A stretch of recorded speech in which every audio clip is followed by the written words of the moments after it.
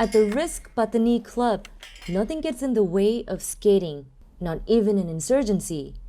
Away from global headlines, Thailand's southernmost provinces have seen a conflict between Muslim Malay rebels seeking autonomy and the Thai state. It has left 7,000 people dead since 2004, the majority of them civilians. But a young generation from the troubled deep south are determined to reclaim a space from violence. จากเมื่อก่อนคนเล่นน้อยๆครับ Back in the day, there weren't many skaters, but now with the help of social media, more people are into it.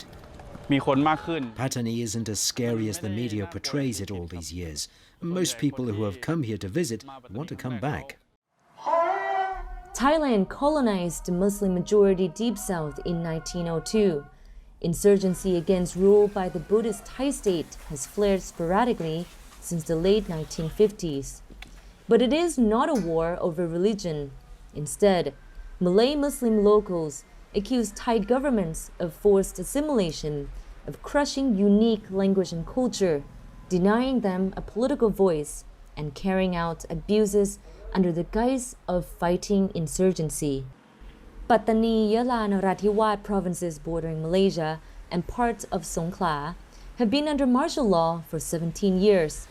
The zone is a few hours from some of Thailand's most treasured tourist beaches, but it feels a world away, locked off by a reputation for bombs and shootouts, and smothered by checkpoints and security forces.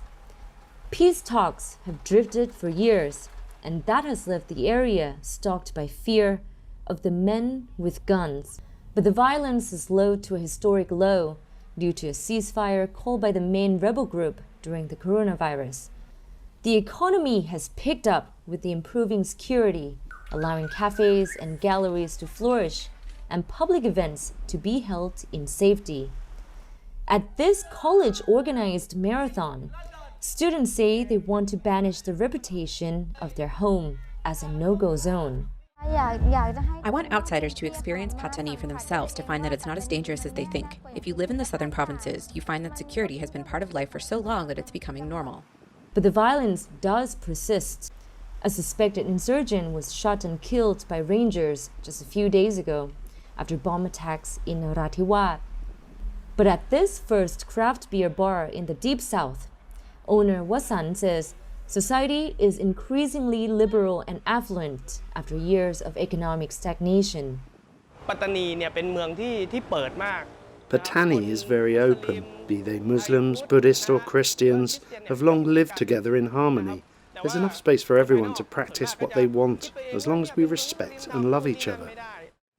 Their lives may be framed by violence, but a new generation is determined not to be defined by it. Flickers of hope from Thailand's forgotten conflict zone. Wichitra Dungdi for VOA News, Pattani, Thailand.